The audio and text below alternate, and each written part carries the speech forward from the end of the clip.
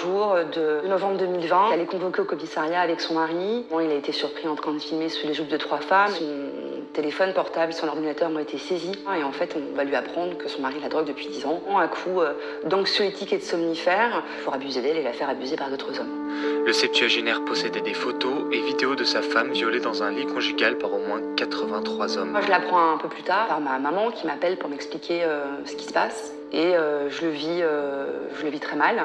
Parce que j'étais à 10 000 lieues d'imaginer que ça pouvait exister, et encore moins que ça puisse se passer dans ma propre famille. Je suis issue d'une fratrie de 3 enfants, on était très proches de mes parents, de la classe moyenne. On est clairement une famille lambda.